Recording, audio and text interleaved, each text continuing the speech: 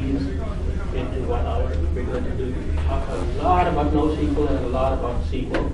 The title of the presentation is Soul Searching for the Relational Camper. Why NoSQL and Big Data have momentum. In other words, there is a reason why NoSQL has so much momentum. And part of this presentation is to try and understand why. What are they doing right? What are they doing wrong? And why do they have momentum? It's for people like me who were confused about NoSQL and trying to demystify NoSQL and understand what NoSQL is all about. So hopefully everybody here has seen the side video Gangnam Style, because this video is about NoSQL Gangnam Style. And I need to make sure I have the sound.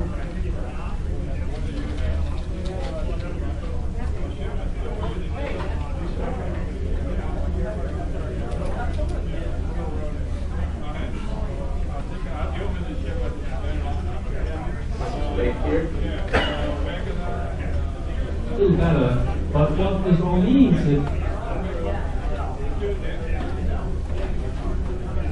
I talked with Gardner the other day, and the question I had was, how do people perceive database technology? And that's the landscape they came up with. So in this landscape, NoSQL sits in the other right corner, which means NoSQL is hot and cool at the same time, whatever that means. Hadoop is also doing pretty well.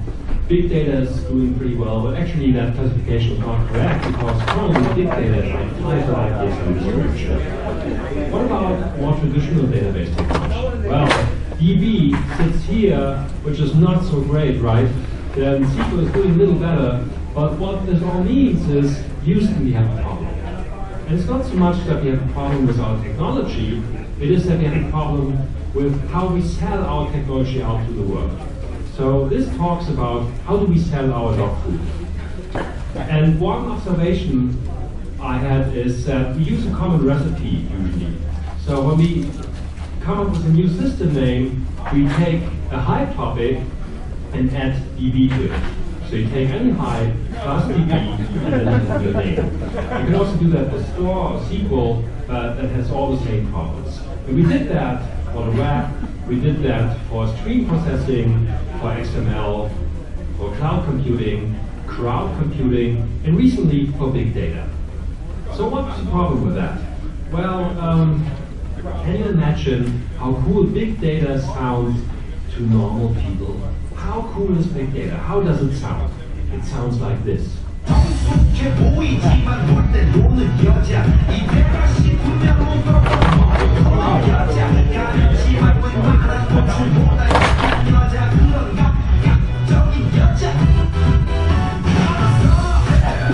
In contrast, how does DB sound to normal people?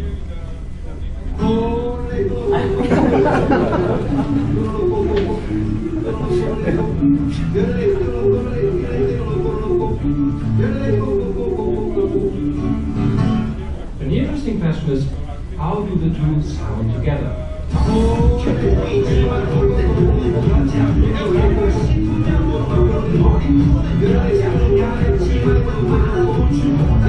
You're seeing my point, right? Okay, but the question is how to fix that. Well, and I had an idea the other day, and this idea is called say no, no, and no. I'd like you to say it now. Please say it. Say no, no, and no. I can't hear you. Say it again. Okay, that's better. So this is inspired by the NoSQL community.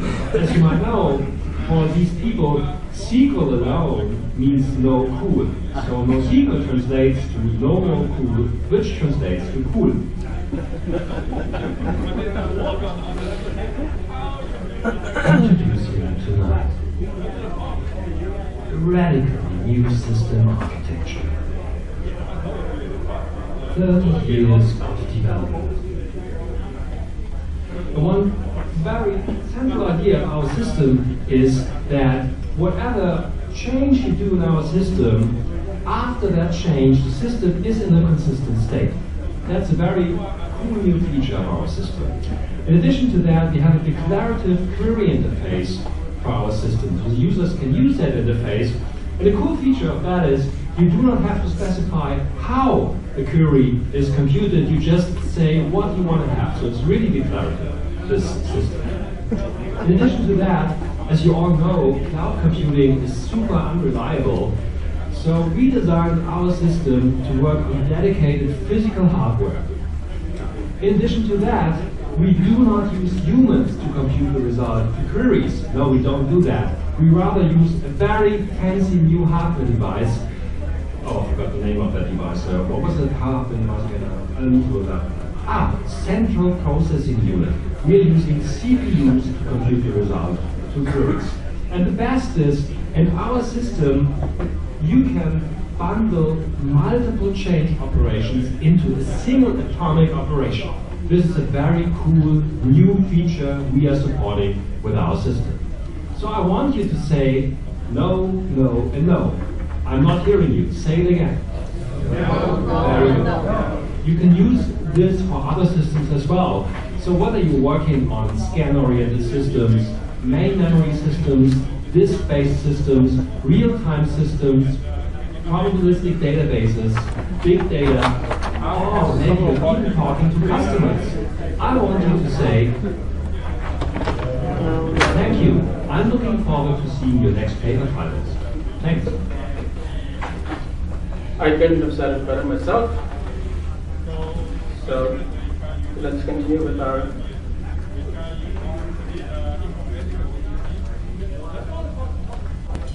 okay, here are today's objectives. So since a lot of us are confused about NoSQL, we'll talk about the origins of NoSQL and explain where NoSQL came from, the NoSQL product landscape, what makes relational so sacred anyway, the mistakes of the relational camp. I believe the relational camp did make some strategic mistakes that allowed NoSQL to run away with the prize, in a manner of speaking. We'll talk about where you can get more information on the web, and there's some bonus questions. Is performance, scalability, and reliability achievable without NoSQL? And what about that cap here? And should I study NoSQL? Here are the non-objectives. Nothing about the installation and operation of any specific NoSQL product. We just don't have time. Now we have 45 minutes left. So let's start with the first part of our presentation. Where did NoSQL come from? And it came from Amazon. So this is the requirements from Amazon's white paper on the product called Dynamo. And what Amazon wanted was a lot of reliability. Customers should be able to view and add items to their shopping cart even if disks are failing, network routes are flapping, and data centers are being destroyed by tornadoes. Therefore, the service responsible for managing shopping carts requires that it can always write to and read from its data store, and that its data needs to be available across multiple data centers. Nothing that conflicts with relational here, but this is one of the Dynamo requirements. And then the Amazon developers said there are many services that only need primary key access to a data store, and that's surprising. Until you'll understand later why that's possible. But let's leave it at that. For many services, such as those that provide bestseller lists, shopping carts, customer preferences, session management, sales and product catalog, the common pattern of using a relational database would lead to inefficiencies and limit scale and availability. That's not requirements, technically speaking. That's a judgment, but let's leave it at that. Dynamo provides a single primary key interface. Dynamo provides a simple primary key-only interface to meet the requirements of these applications. And since each service uses its distinct instance of Dynamo, its initial design targets a scale. And what do we mean by the services? The shopping cart service, the session management service. Its initial design targets a scale of up to hundreds of storage hosts. I added the word only. Okay. but it just kind of indicates what scale we're talking about. Amazon is the world's biggest e-commerce platform. Okay, here's another sentence that sounds like a judgment more than requirements, but experience in Amazon has shown that data stores that provide asset guarantees tend to have poor availability, so Dynamo targets applications that operate with weaker consistency in the C and asset if this results in high availability. And finally, there are no security-related requirements such as authentication and authorization. So you have to understand that these were the Amazon requirements, and now let's find out how Amazon arrived at NoSQL. So to summarize, Dynamo wanted extreme performance, extreme scalability, and extreme availability. You can summarize those in the requirements in 3 words: extreme performance, scalability, and availability. So here was the first solution that is part of Dynamo, functional segmentation. Okay, so the way this works is that you break up your big monolithic enterprise schema into smaller schemas. That's called functional segmentation. Okay, other companies use this too. So you break up your big monolithic schema into smaller schemas. This increases overall site availability by avoiding a single point of failure. Now you do have some issues that arise from functional segmentation. For example, how to define the integrity across schemas. So the shopping cart service will be in a separate schema on a separate server from the item catalogs. So there are some issues that arise from this piece of architecture, but we are saying this is part of the Dynamo solution, and this is part of the way things tend to get done in the NoSQL. In the NoSQL world, you do not have big monolithic schemas. NoSQL is not designed for big monolithic schemas, and you have no distributed transactions. Okay, so if you have small schemas and you need to define integrities, we just don't do that. And when you need to update multiple schemas in your transaction, you just don't do that. You do not have distributed transactions. Here's the second component of the Dynamo solution, sharding. So what is sharding? Let's assume you have these 4 tables: the employee table, the job history table. Every employee has a job history. For every job that the employee held, you have the salary history, and you have children of the employee. What you can do is you can horizontally partition every table on the employee column. That would be called sharding. Sharding is not the same as partitioning the way we know it, because sharding applies to all tables in the schema. If you did not horizontally partition all the tables in the schema, you're not doing sharding. So sharding refers to taking your small schema, such as this small employee schema, the employee part, and partition it the same way. So in this case, we shard on employee. This is the second component of the Amazon solution. The third component of the Amazon solution is replication. And we know it as multi-master replication. There are multiple copies of the data. And since it's multi-master and since it's asynchronous, it's difficult to keep them in sync, just as multi-master replication works. In Oracle, people could conceivably hit either or any of the masters. They're all peers. So therefore, you have a problem with consistency. But eventually, you hope that conflicts will be resolved and you'll be eventually consistent. And here's the final component of the Amazon solution. The first 3 components didn't sound too radical. Well, of course, functional segmentation, getting rid of your monolithic schema is pretty radical. Sharding is pretty radical. Replication is not radical. The final component, and this is truly why Amazon had to get rid of NoSQL. With the first 3 components of the solution, there was no need to get rid of relational. Because of this, Amazon had to get rid of relational. So the data is then stored as blocks. Why? Because developers believe that using tables to store objects is like driving your car home and then disassembling it to put it in the garage. It can be assembled again in the morning, but one eventually has to ask whether this is the most efficient way to park a car. This actually dates back to the object-oriented days. It's attributed to an industry analyst called Esther Dyson. I wasn't able to track it down, but it's a well-known book.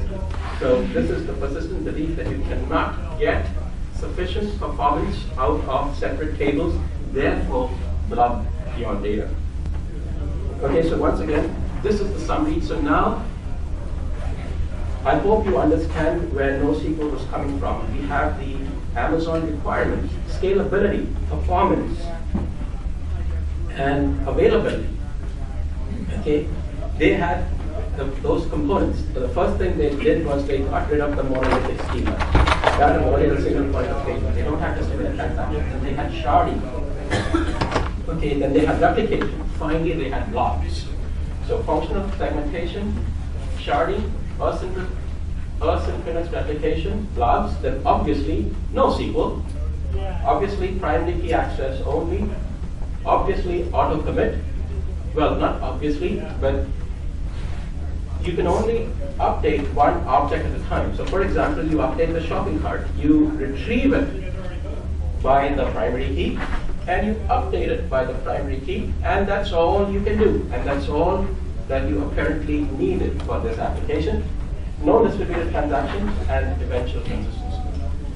So that ought to demystify NoSQL. There were a certain set of requirements from Amazon: scalability, availability, and performance. They had 4 components. The 4 components were functional segmentation, sharding, replication, and blobs. And because of that, you cannot have SQL anymore. You have tossed out relation. But does that make sense? Well, you don't agree, but do you agree where they were coming from? Do you disagree with the premise that they only needed functional primary key access? Maybe that's what you disagree with? Okay. Okay, now here is, the question is, did they have to go to that extent? And here's how eBay did it. Now, eBay would claim that its e-commerce platform is as big as the Amazon platform. eBay stuck with Oracle. eBay stuck with SQL. eBay did go ahead and do functional segmentation, sharding, local transactions with ACID, no distributed transactions, middle tier caching, where you cache, for example, the item master in the application tier, middle tier constraint checking, asynchronous replication for search. So obviously, eBay had pretty much the same goals as Amazon, and they started out in the same way as Amazon, except that they did not go to the extent of completely blobbing everything. Okay, and just in case you want to know what Dr. Codd said about consistency, this quote is from Dr. Codd's first paper on relational, the paper on relational. And Dr. Codd did not tie relational to consistency. He said that relational helps you define what your data needs to obey. And he said there are several possible ways in which a system can detect inconsistencies and respond to them. In one approach, and the approach that we take today, the system checks for possible inconsistency whenever an insertion, deletion, or key update occurs. Naturally, this will slow things down. The pioneer of relational database, the pioneer of relational, said that real-time checking can slow things down, a very pragmatic man. And he said is that you might as well go ahead and do it in batch mode if you need to. Another approach is to conduct consistency checking as a batch operation once a day or less frequently. What a radical thought from the pioneer of relational, Dr. Edgar Codd, in his very first paper in which he introduced relational to the world. So surprisingly, the eventual consistency of Amazon and of NoSQL is not something new. It's something that Dr. Todd thought about a very long time ago. Amazon uses eventual consistency in two places. I told you of one place, the replication. The masters are not necessarily always in sync instantaneously, so conflicts might arise as in multi-master replication. There is a second place, if you are listening carefully, you might have caught on. Since the monolithic schema is divided into multiple schemas, and since there are no distributed transactions, when you need to update, you might update the first two databases and be unable to update the third database. So you might run into issues there too. Now, I think that's forgivable if the application knows what it's doing and is ready and willing to handle those conflicts if those conflicts happen. Right? It's like saying is that if you were a human and you had to put something into 3 rooms and you found one room locked, what would you do? You'd make a mental note to yourself that you had to come back to this room, right? So if the application was ready and willing to handle conflicts, that's forgivable to me. Okay, interestingly, let's talk about the blobs that Amazon wanted. Dr. Card actually talked about non-atomic values in his very first paper. And it's, let's put it this way. Why do we not know all this is because very few people have read Dr. Card's paper on relational, the paper that gave us relational. And by the way, it was printed in the 100th issue of the NoCOUG journal, and you can find it on the web. It was reprinted. Now, here is the employee shopping cart. Remember the 4 tables that I talked about earlier? It's actually an employee object. And within the employee object, there's the job history object. Within the job history object is the salary history object. And you also have the children object. So this is like a data structure. It doesn't look like a flat table. And Dr. Card said non-atomic values can be discussed within the relational framework. Thus, some tables may have nested tables. Now, some of you might know that relational databases do support nested tables, but not to this level, where you can actually treat those tables independently, have foreign key constraints, have indexes on them. Okay, relational databases do support nested tables to some extent, but not to the extent where you can define indexes on those tables, not to the extent where you can define integrity on those tables. But Dr. Card talked about it in his very first paper. So once again, this is I'll come back to this later. This is the employee object. Within the employee table is a nested table called the job history table. And within the job history table is a table called salary history. And there's also a table called children. Okay?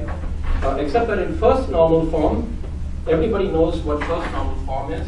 We believe that we have to convert everything into first normal form at least.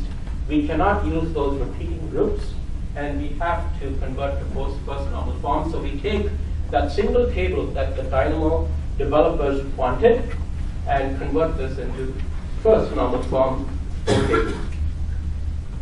Any questions? Okay. However, I'm going to prove to you with a demonstration that even if you do not have the ability, and we don't, to use 0th normal form. And what is 0th normal form? That nested tables, the nested tables that I talked about. We still have the ability to avoid the join penalty. What was the issue that the Amazon developers were talking about? There is a join penalty. You have 4 tables. You are disassembling your car for storage and reassembling it every morning, and doing that for the last 30 years until one day you realize that maybe that's not the best way to do things. You don't want to disassemble your car every night, right? So I'm going to prove that even if you disassemble your car, there is no join penalty. Okay, with a demonstration on Oracle 12c. Not because it's anything to do with Oracle 12c. This is one of the most ancient features of Oracle called table clusters. How many people here use table clusters regularly in database design? You do. You use table clusters regularly. You get the prize. See me outside. There's a big prize waiting for you. You'll have to prove it. I want to see your schema.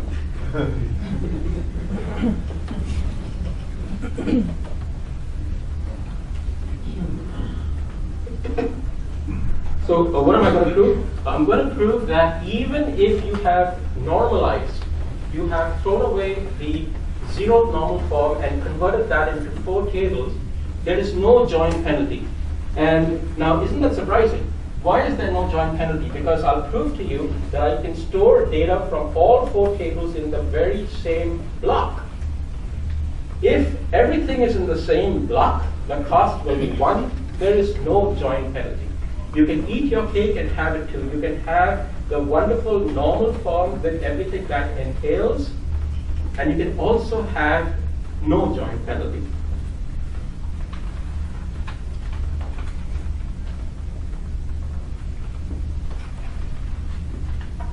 The top secret password.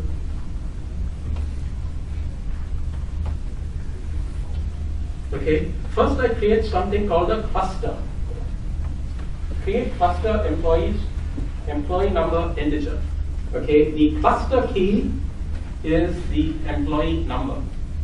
It says hash key is 1000. There are not going to be any indexes. There are actually 2 variations of clusters, the indexed cluster and the hash cluster. I've decided to use the hash cluster. You can go and look up what an indexed cluster is. Okay, I create a table called employees and I say cluster employees. So I'm going to create a table, but I'm going to say is that when you store records in the table, okay, go to the block that stores records from all tables for that employee number. So create table employees, cluster employees. So when you have a new employee, where are you going to store it? You're going to hash the employee number, go to some particular block in memory that may be 2K, 4K, 8K, 32K, and store this record in that block without any index access. Okay. Similarly, I create the job history table and say cluster employees. So whenever I have a new job history record, I store it in the same cluster. And now it will be co-located with the record from the employees table, and I'll prove it. The same thing with the salary history table. And notice that I'm creating the table with all the bells and whistles. I have constraints, referential integrity constraints. I have primary key constraints. I can do whatever I need to do. But I will finally say cluster employees, employee number. Finally, the children table. I insert into the table. The employee name is Ignatius. The children names are Iniga and Inigo. One boy, one girl. Iggy has had 2 jobs, programmer and database admin. This is Iggy's salary history. He was making $1,000. Okay. And I've inserted some data. Okay. Now let me prove that all the data from those 4 tables, I inserted 10 records. All those 10 records, even though there are 4 tables involved, are all stored in the same block. And I can prove that by checking the block number of all the rows in the database. And that's why I said select distinct block number from employees. And there's only a couple of records, so this is not surprising. I have exactly 1 block. The block number is 1249. What about the other 3 tables? So once again, when I find out where the rows are stored for the children table, there's exactly 1 block. The same block, 1249. The job history table, 1249. And the salary history table, 1249. Okay? Now, let me take this one step further. Instead of querying the tables individually, let me do what the Amazon guys wanted. They wanted a blob. I'm going to give them a blob. Not a blob. I'm going to give them something that looks like an XML message. I create a type called children_rect, a type called child tag. Children_rect is an object which has 2 columns. Type children tab table is a table of children_rect. Salary history is an object, and salary history table is a table of that object. The job history record and the job history table. Okay. Now I'll say the employee rec is an object that has as its components some scalar fields, but also some object types. So the children rec and the job history, the children table and the job history table are also part of this type. Okay, and finally the employee table itself. The employee table itself is a part of.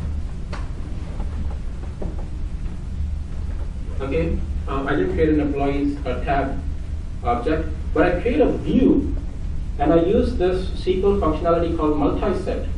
I select from employees. I select from children, and I select from salary history, and I cast it to salary history tab, and then I say it's a multi-set, and then I join to the job history table. And this presentation will be on the web tomorrow, but what I've essentially done is I have constructed an object by joining the data from 4 different flat tables and presenting it as an object. And I say select star from employees view where employee number equals 1. Now, by the way, I could have selected from the 4 tables individually. The reason I didn't do that, and there would be no join penalty even if I had done that, the reason I didn't do it is because how do I present nested tables in a single SQL statement? Remember, one employee has multiple children and multiple jobs, and each job has salary history. So I could not present it using a normal join, so that's why I did this. But now with a simple select statement, select star from employees view where employees equals 1, I get the data in what looks like XML. Okay, what is the cost of doing this? Remember, everything is on exactly 1 page. The cost of doing this is exactly 1. And that makes sense. There is only 1 block to touch. Even though I have constructed data from, assembled the data from multiple tables, I am only accessing 1 block. Even though I have 4 physical tables, I am only touching 1 block. There is no join penalty anymore. Yes, sir?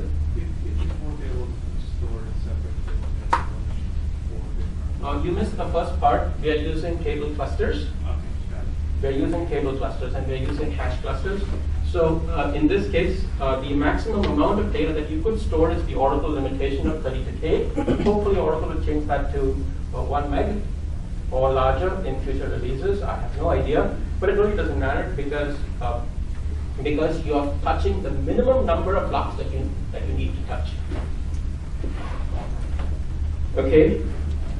Now,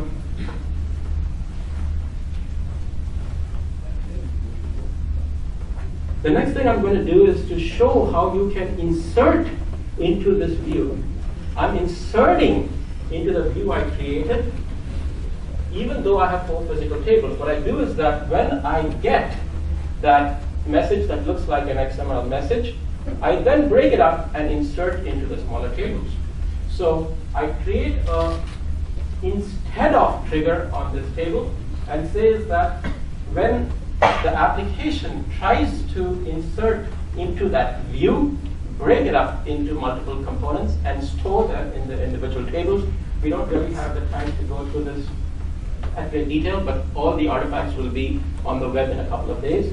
So notice that I'm first inserting into the employees table, and after inserting into the employees table, I am inserting as many children records as are received, and then as many job history records as are received, and as many salary history records as are retrieved. And once again, I'm touching the same block repeatedly.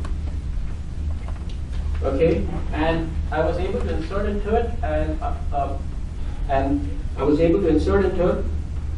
So this is what my insert statement looks like. This is what my insert statement looks like. Insert into employees view values. Children tab, children rec, job history rec, within job history rec, salary history rec. A very unusual looking insert statement. And even though I'm inserting into a view on the back end, it's inserting into 4 different tables, and there is no penalty because you're hitting the same block repeatedly. You're not submitting 4 statements. You're not submitting 10 statements because you potentially have lots of records to insert. So you don't have to do multiple inserts. You're doing one insert, one round trip to the database, in a manner of speaking, and all this is being done for you, and only one block is being touched repeatedly. Okay? Yes, sir. Did anybody have a question? Back to the presentation. Yes, sir. Was the NoSQL involved there with what Andre referred to as flow by flow for row by row? You talked about Yes. in that sense of Row by row is slow by slow. So therefore, you have to mitigate. I have mitigated it by giving you only one message round trip to the database, and I have mitigated it by giving you only one block that you need to touch. Okay, so it's a lot less slow. So why does the blob approach work? The blob approach works because you're only making one round trip to the database to insert the blob. You're only sending one message. Please insert this blob on the primary key. In effect, I've given you the exact same thing. And when you reach the database, why is the blob approach efficient? Because you're only touching one block, or you're touching the minimum number of blocks that you need to touch in order to store the blob. I've done the same thing, but I've done the same thing within the relational framework. And within what Oracle it gives us, and what Oracle has given us since 1980. This is Jimmy Brock, the superstar, who uses this kind of technology all the time in his work. Okay, sometimes. Okay, so here was the demonstration. Let's continue. And I'll be outside after this presentation, and I'll be more than happy to keep on talking about this kind of stuff. So the NoSQL landscape, so we're just going to whiz through it in a few seconds. So what have we done so far? We have examined the Dynamo use cases. They wanted extreme performance, extreme scalability, and extreme availability. Okay, they used functional segmentation. They broke up the monolithic schema. This is a bit from Amazon. They broke up previously from SAP. They broke up the monolithic, that's called functional segmentation. They broke up the monolithic schema into smaller pieces with no distributed transactions, potentially resulting in inconsistency and conflicts. Then they did sharding. Then they did multi-master replication. Finally, they did blobs. Okay, the first 3 components are exactly what eBay did, but eBay did not go to the approach to the extent of using blobs. eBay said we'll live with Oracle and SQL. I don't believe they use clusters, but I can show you. Philip asked the question, how does this scale? And I think I answered the question. The NoSQL landscape. Like I said, I could spend hours talking about it, but here's what you need to remember. There are 4 main categories of NoSQL products. The first is the key value store category. And remember, the value is actually a blob, so that demystifies it a lot. And remember, there's functional segmentation, so that ought to demystify it also a lot, because when you hear that Amazon uses primary key only access, that's very confusing. So the data is a blob, and you have this functional segmentation. Okay? So key value stores, Dynamo was the first implementation. It wasn't available as a commercial implementation. At that time, it's available today as DynamoDB with some enhancements given the feedback from the community, RIA, and Oracle NoSQL. Document stores. What's a document store? Like I said, I could spend at least an hour talking about it, but what a document store is, somebody realized that a blob loses something in translation. You don't know what's in it. So why don't you expose it as something that looks like XML as a document? MongoDB does not use XML. It uses something else, but be as it may. That's what a document is about. It's the same principles as the key value stores in terms of functional. You still want to do functional segmentation, you still want to do sharding, you still want to do replication, but instead of using the blob, you use something that's more English-like, that looks like a document. Okay, column stores. The way I would categorize column stores is key value stores on steroids. Instead of just one blob, you have multiple blobs, and that's all I'll say about it. So instead of just one block, you have multiple blocks, and these blocks could be on different servers. So if you want to remember in one sentence what column family stores are about, just remember key value stores on steroids, potentially multiple blocks, potentially these blocks on different servers. And graph databases, there is a presentation tonight, later today, on graph databases, so go to it. There's also a presentation on column stores, and you can go to it, and big data. And can somebody tell me the time? Because I have 20 minutes left. So here's what MongoDB is about, and so I'm going to gloss over it, but the blob exposed as English. Okay, the blob exposed as English with schemaless, and since it's a blob, MongoDB doesn't care what you store in the blob. If you decide to store something different every day and add new columns and add new values, so notice that in the first blob that was stored, here is the primary key of the blob in manner of speaking. When the second blob was stored, they added 2 new pieces of information. And since MongoDB doesn't know, MongoDB doesn't care. You don't have to do it, but if you need to do it and you want to do it, you can do it. Okay, and then in the third record that was stored, the third document that was stored, miraculously some new pieces of information came up. The question is, how are you going to program around it? But if you, as the application programmer, know what to do, how to resolve conflicts. So for example, if you retrieve an old version of the object, you might decide to populate it with the missing values before storing it back. Okay, MongoDB doesn't know what you stored in the object, and it doesn't care. Okay, and that's all I have to say on the topic of document stores. Let me quickly, and I didn't say anything about, I'm not going to say anything about column stores. Remember, column stores are p-value stores on steroids. These are graph databases for special topics such as you need to find the shortest distance between Sacramento and Bakersfield, and you have certain kinds of data, and you need to store certain, you need to solve certain types of problems.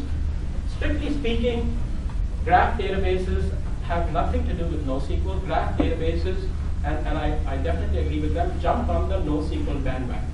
Graph databases have nothing to do with sharding and with replication and with everything else that NoSQL is about.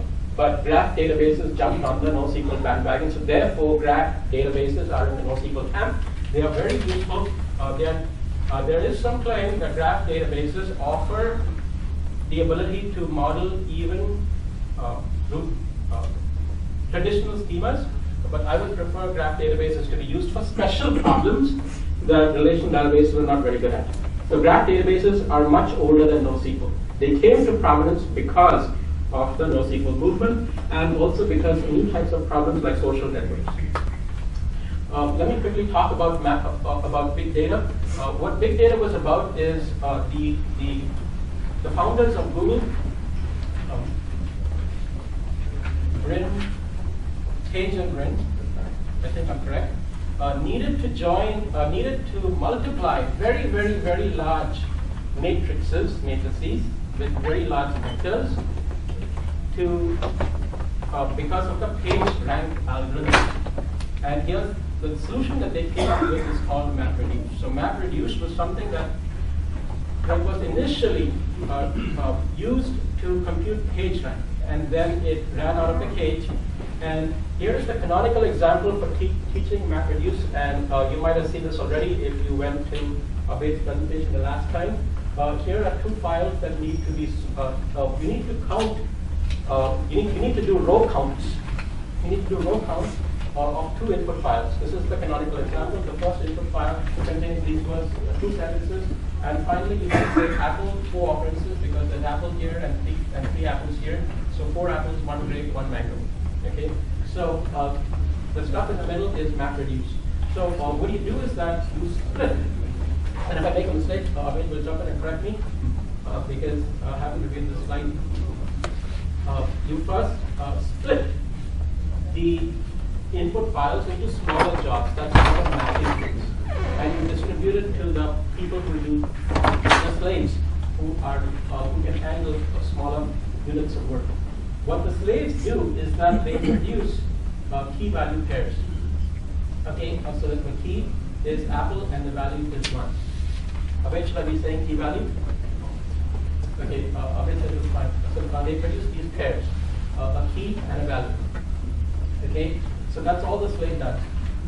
Okay, each slave receives a small part of the input and produce these pairs. So when you write a MapReduce job, you're supposed to write the code that takes the input and produces this. That's what you have to do. The splitting is done for you, but obviously MapReduce is, you could think of it as a scheduling platform. It has no idea of what to do with the data. It knows what the input files are, it knows how to split the files, it doesn't know how to process the files. So you write the code that does this. Then what happens in the next thing that happens is something called the sort and shuffle phase, in which the key value pairs are now sorted and collected together and handed off to slaves called reducers. Okay, so when this reducer received these 4 key value pairs, he turned these 4 key value pairs into 1 key value pair. And this key value pair is intended to be part of the output. Okay, very strange, very non-intuitive, but this is the canonical teaching example for MapReduce. You have input files. The scheduling platform, which is Hadoop, breaks up the input files into smaller components and hands them off to slaves.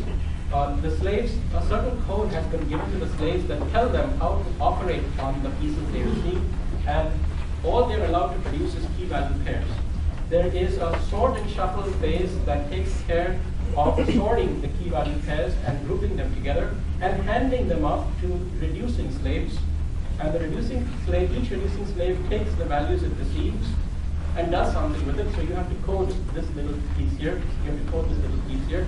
The job of the reducing slave is to produce key value pairs that are intended to be part of the final output. Surprisingly, this algorithm that was initially created to multiply matrices with vectors for the page rank algorithm can actually do joins, and it can do anti-joins and semi-joins, and that's the reason it becomes.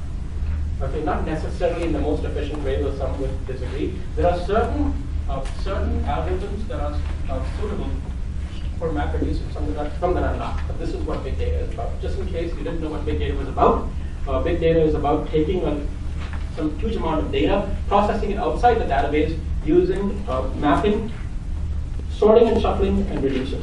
Okay, and you have to write code, and we don't have time to go to the code, but the map, this little piece of Java code is intended to emit key value pairs. This little piece of Java code is required to take the key value pairs that it receives and emit some key value pairs that are intended to be part of the final result. I know that's confusing because there's too much to digest in 5 minutes, but I think I said it clearly. I made not. Okay, the big secret of big data, the shocking secret. The big secret of big data is that you cannot deploy MapReduce unless you have a SQL expert on staff. Now, why is that? Okay, and Dev Oxford, the funny guy on Twitter, said that. The reason is because now we want to use MapReduce for traditional kinds of things like joins. Okay, you need to be a SQL expert, and also because now there are products that help you do that. So instead of writing MapReduce, you do something that looks more like SQL. So the big secret of MapReduce is that you need to be a SQL expert so that you don't need to use MapReduce. Got it? Okay, kind of confusing. But there are products like Pig, Hive, Tenzing. Tenzing is an internal Google project that produced a full SQL interface. It's not commercially available. Impala is being done by our friends at Cloudera. That's a SQL on HDFS. Now here's a shocking secret about Impala. Impala works on big data. Impala works on HDFS with the Hadoop data file system, but Impala does not use MapReduce. The smart guys at Cloudera realized that the MapReduce algorithm, even though it can process joins, is not necessarily the best way to do joins. Okay, and that's not commonly known. Okay, here's a resources slide. resources slide, and you can find this on, and I definitely recommend the first book, 7 Databases in 7 Weeks. And now I need to come to what makes relational so sacred, okay? And I really need to go through this very fast. And the criticism of when I made this presentation before is that yes, I have a whole lot of material and I need at least 4 hours. You might want to read my article journal from a couple of weeks ago, months ago. But one reason why relation is potentially sacred is that because it's very simple, okay? Except that the target audience for relational was accountants, engineers, architects, and urban planners. So if there are any in this room, please raise your hand because relational was created for you. Okay? Okay? This was written in the paper on SQL, the first paper on SQL. SQL was created for accountants, engineers, architects, and urban planners. Okay? So like I said, anybody in the room, SQL was created for you. Okay?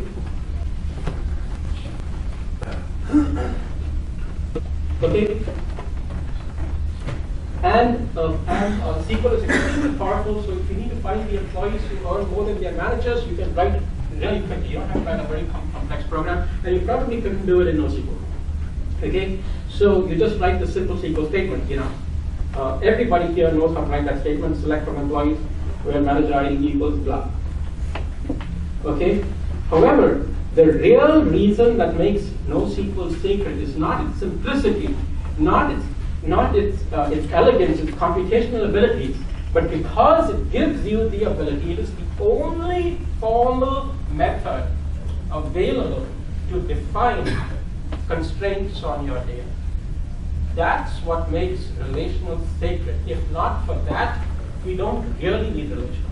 We don't need something for accountants and urban planners. We don't need something fast necessarily.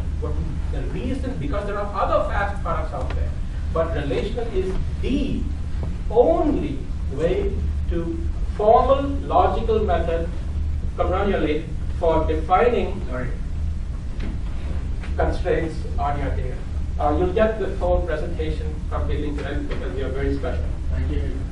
Okay, now here's an example. A pilot may fly, and this might be very topical. A pilot can fly a certain type of aircraft only if he has flown this type of aircraft before, or he has attended a training class on this type of aircraft, and his instructor is the co-pilot. So this is the kind of thing you can do in relational, and that's what makes relational sacred. Okay, here's an example of create assertion, which by the way is not available in Oracle or in any other product. But for example, I should be able to say in SQL 92, I should be able to say select count star from employees where the employee count should be more than 50. This, and we don't have time to go through this, but this is the actual way that you would define a referential integrity constraint if referential integrity constraints were not hard-baked. You'd say is that there should not exist an employee where there does not exist a department. Okay? There should not exist an employee where there does not exist a department such that that employee is in that department. Okay? That's the way you would do it if it was not hard-baked into the engine. Okay, take-home message. The relational model is sacred because it gives application software developers the ability to assert and enforce consistency of data in databases.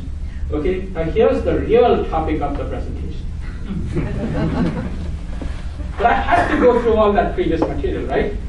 Okay, now here's COG's biggest mistake. Now it's sacrilege to say that COG did anything wrong. But I believe that the first sentence of his first paper is his biggest mistake. COG wrote the paper in 1970. The first sentence in it is the biggest mistake. And why?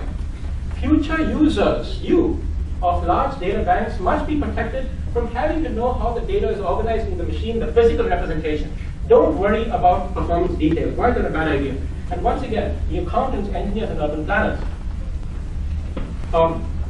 When did it strike me that that was wrong? What was the epiphany? We watched conference registration. So this is the graph I published to the board members. Now the board members are the users.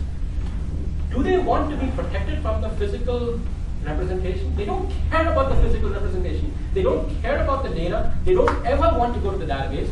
There's no need to protect them because they're not interested in it. What they're interested in is this graph. Okay, they don't care. Okay, and this is what the graph looked like last night. So all they care about is their graph, their dashboard. Now you are highly paid professionals. You must not be protected from the physical implementation. That's his biggest mistake. Let me give you an example. If you were the manager of a bookstore, how would you store books? Okay, except for Jimmy, everybody else can answer. How would you store books? You would tell your employees to stand at the door and look for a bookshelf and throw the book there. Look for another free bookshelf and throw the book, you know, or run there and pick a book. Is that the way you would store books? Randomly. Okay, now if you're a computer professional, so would anybody do that? Nobody, please raise their hand. Okay. Now for the next question, everybody please raise their hand. How many people store their data that way? Randomly in blocks. Everybody please raise their hand. Here's the reason. An oracle table is a heap. An oracle table is a big bookstore full of bookshelves. And where does data stored? Randomly, wherever there is space. Okay? Now, why did that happen? Because for a generation, we have been telling you, don't worry about performance details. Till eventually the Amazon developers caught on and said, guess what? We are going to start thinking about performance. Okay, sorry for getting so passionate. Okay, and here's a quote from Tom Kite's book that applies to everybody except Jimmy. Okay, if a schema has no index to organize tables or clusters, it's a good indication that not enough thought, that not enough thought has been given to the matter of optimizing data access. By the way, if you don't have partitioning, come and talk with me. There's something called partition views. You can do a lot. So for example, store your data in smaller tables and let your application do the hard work of getting the right table. Instead of having a huge bookstore and throwing your stuff randomly, and even if you cannot afford partitioning option, what's stopping you from creating little itty-bitty tables and accessing the table for the right day? Why are you not doing that? Because I've told you, don't worry about performance details. Sorry, I didn't tell you that. Tom's second mistake was the first normal form. Well, he sort of said you can use zero normal form, but he sort of emphasized first normal form, and all of us got led astray. Okay, so once again, the problem with flat tables is like driving your car home and then disassembling it is stored in the garage. However, COD did not say each stored table should be its own physical file. Some databases do store tables like that. He did not say data should be stored in row major order, it can stored in column major order. He did not say that you can only have one copy of the table and it must be, he did not say that you cannot have two copies of the table in sync and stored in different ways, one hashed and one indexed and one random. He did not say that data should be stored in normalized form only. He did not say that a single data block may only contain data form. And he did not say that data should not be stored in compact form. If I'm going to protect you from internal representation, what's to stop me, the engine, from storing data in a compact form and allowing you to view the data logically?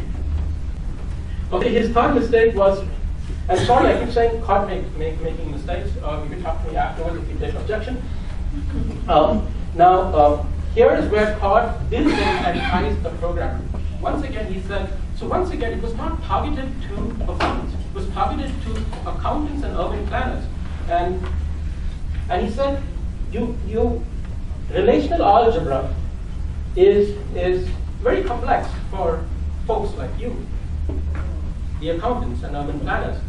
So therefore, let's use relational calculus because it's more English-like, and that's what SQL was originally based on. And the programmers were disenfranchised, and the optimizer disenfranchises you. You have no ability to control performance. You have no ability to write your own MapReduce algorithm and bake it to the database. You cannot define your own operators, you cannot combine operators, you cannot decide how performance happens. And Wolfgang, so what are the relational algebra and relational calculus methods? If you need to find out the managers who make less than at least one of their employees, this is how you do it where it exists. The other way you could say is inner join and select distinct. So there's two different ways. One embodies the relational calculus approach, and one embodies the relational algebra approach. And once again, this is a 1-hour lecture, but there's two different ways of doing it. Once again, COD disenfranchised everybody who thought about performance and said, let it be the optimizer's responsibility. And The fourth mistake is normalization. Now you think normalization is a good thing, but since it's the problem with flat tables again. If you had caught in this room, we could argue that the normalized caught differentiated between the stored set, the named set, and the derivable set. The stored set of tables is what is stored. So who is to stop the unnormalized table from being stored if the database was able to protect you from the potential inconsistencies? So the stored tables are different from the named tables. So you could store the unnormalized table, almost like a snapshot, a materialized view. You could store the unnormalized table and name the normalized tables and potentially join them in multiple ways to create the derivable set. Okay, so Card focused on normalization, and then the industry got it wrong. The industry said that the industry thinks that the normalized set must be the stored set. And it must be like a set of bargain-able bookstores where you throw books randomly onto shelves. Okay, and well, this was a quote for the previous slide. Wolfgang Reitling himself, who is an expert on the optimizer, said that he is really frustrated when dealing with the optimizer. Now I know that Oracle will say that the optimizer gets better in every release, but why disenfranchise me when I want to take responsibility for performance? Okay, and Card's fifth and last mistake that I'm calling out, he married relational with DBMS. Everybody thinks that ACID has anything to do with relational. ACID is a completely separate concept from relational. But because Card saw the potential for relational, he married them. He saw the potential for the marriage, he married them, and you have relational DBMS, RDBMS. There's no need to do so. So that's why Hadoop is impossible. Why bring that data, warehouse data, into a very expensive transactional database when the data is non-transactional? The data is non-transactional. Why bring a log into a transactional database just to process it? The reason is because Card married relational with DBMS, and you don't accept that. The sixth mistake is not Card's mistake, but the sixth mistake is that SQL 92 assertion is not implemented. There is a database called Oracle RDB, okay, and that at least has check table constraints where you can refer to other tables in complex ways that are more than referential integrity. Okay, okay. Some people here might know Morgan's NoCOUG and may have read my blog post. So here's this contrary guy called Morgan's who keeps saying, who throws off salespeople by saying, we don't use. So if the light fixtures salesperson calls, he just says, we just have skylines. We don't use light bulbs. And if the paper products company calls, he just says, we use Kindles. And if the furniture company calls, he says, we believe in flexibility, so we sit on the floor and rugs and stuff like that. Okay? Until the phone company calls. Okay, so what would he say if the database company called? He'd say, we don't use databases, we don't use indexes, we store all our data in compressed text files. Each compressed text file contains 1 year of data for each location, separate directory for each year, terabyte of data. So we currently have 113 terabyte of data going back to 1901, so we currently have 113 subdirectories. Performance is just fine. That's what he would say. And I'll prove it that the performance can be just fine. Okay, what did I say? I'm going to store the data in compressed form in zip files and different directories. Okay, it's not even in databases. I'm going to use SQL. You already know the answer. I'm going to use external tables in compressed fashion, not in one place. Okay, if anybody needs to leave, that's fine. This is the demonstration. And you'll find this all on the web tomorrow. So you're good, in case you need to leave. I don't believe we have cookies, but out there. But this is an amazing demonstration. Okay? We don't use Oracle 12c. Well, actually, I'm going to be using Oracle 12c, but you don't need to bring your data into Oracle 12c just to process 1 terabyte of data. By the way, I don't have 1 terabyte of data. Okay, it wouldn't fit on my laptop. I have data for 4 years, but in data for 4 years, data for 4 years, four directories. Each directory contains zip files. Each zip file contains data for one meteorological station collecting all kinds of atmospheric information, at hourly intervals. Okay, it's all zipped up in different directories, and that's what I have. I do not want to bring it into Oracle to process it. I'm going to use external tables. Remember, it's compressed. Okay, I cannot even use data loader. Jimmy, you know the answer? Do you know the answer? I'm going to be using external tables, but the data is compressed, so what do I do? Jimmy is awesome. Okay, this is 12C, so set container kind of stuff. I'm going to be creating directories so that Oracle can access data outside. So create a directory. So I hope you guys know some of this. Create a directory called shared dir. Create a directory called NoCOUG. That is National Oceanic and Atmospheric Administration. Right? You know it? Wow. Okay. Philip works in government. Okay. And then you have the 1901 dir, the 1902 dir, the 1903 dir, and the 1904 dir. Okay, I'm granting permissions to public because I plan to connect to it. Okay, connect, oops, that's my secret password. Okay, here is the definition of the external table. As Jimmy said, the difference is preprocessor shared dir uncompressed.sh. And the difference is this location NOAA. This is the parameter, this location value is the parameter that's passed to uncompressed. So if I were to say select star from this table, this would be passed here. Okay? I'm sorry, I'm going really fast. So once again, the data is outside in zip files in multiple directories, but there is a little shell script called uncompressed.sh, which it doesn't have to be called uncompressed.sh, it can be called abc.sh, and it gets its value from this location. This is the parameter that should be passed to this script. This could be called ad.sh. It could do anything. In my case, I need to do decompression. Okay, and here here I am selecting from the table and doing analytics. I'm doing analytics. I'm doing dense rank. I'm doing all kinds of stuff. I'm doing the full power of SQL on zipped data that lives in multiple files scattered all over the place. And by the way, it's sitting on my C drive right now. But it's not even, it could be far away. Okay, and here is the and we saw the results zip file. Okay, and here is the query execution plan for you to look at later or tomorrow. Here it says external table access full temperatures. Okay, sort group by pivot, the full power of SQL on external files that are zipped up. And even Hadoop cannot do that. And where did I get this example from? I got this example from the Hadoop book.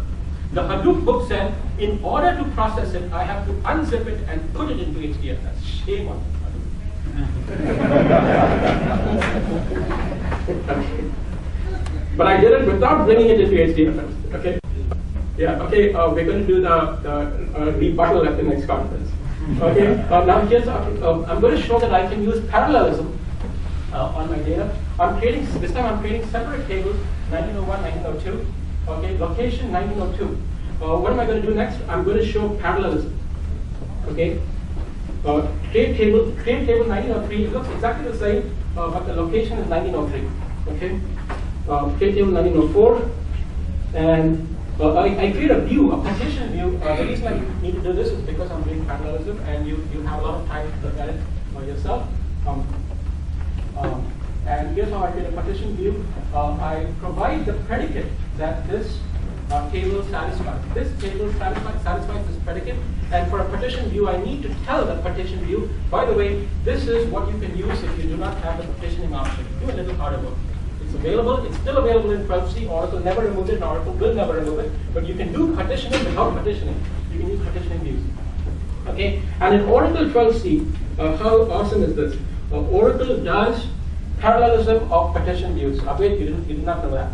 For 12C, brand new, Oracle is able to process the branches of parallel, union all branches in parallel. Not instead of division. Pardon? Not instead of division. 12, well, exactly, because you don't have standard edition. Sorry. Because you don't have enterprise edition. Right? Sorry, it didn't show me the. what I wasn't able to show you is that when selecting from a partition view, if your query predicate only refers to some of the data, there's something called partition pruning that will happen, and it will not go through those branches. Okay, you need to look at the artifacts tomorrow. And here's the final one. This is something brand new in 12C.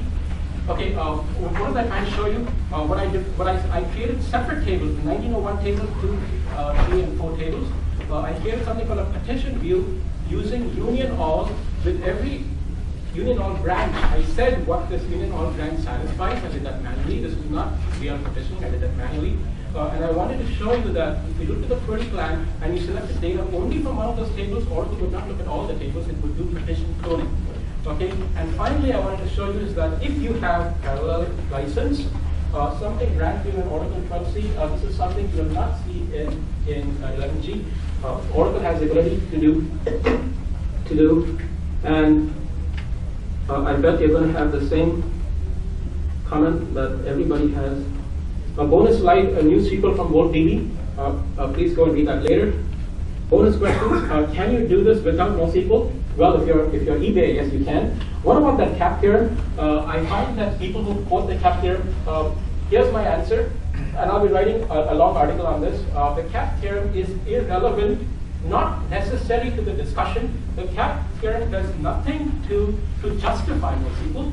The cap theorem is about the impossibility of providing, and by the way, it talks about something called reversible objects, atomic objects, fair execution. It's actually a very technical theorem, and it talks about the impossibility of providing availability, partitioning, and consistency.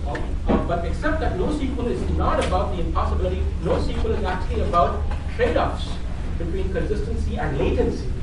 Okay. Should I study NoSQL? Yes, because in our next job interview, you are going to be asked about MongoDB. Review this presentation before you go. Okay. Can I make a career transition? Yes, I know lots of people who have made this career transition. Recap: Amazon requirements, scalability, performance, reliability. The solution: functional segmentation. eBay had the same goals but uses Oracle and SQL. Clusters are awesome. The relational model is sacred because it allows you to do this kind of stuff. Okay, recap: the NoSQL landscape, key value stores, document stores where the blob is exposed as something that's more interest like, column stores which are NoSQL, key value stores on steroids, graph databases, something completely different that predates anything to do with NoSQL but jumped on the NoSQL bandwagon, big data, Hadoop. Okay, the SQL camp did make mistakes. COG made the biggest mistake of all was telling you not to worry about performance and making sure that you could not do anything about performance by disenfranchising you and by marrying relational with DBMS. Okay, thank you.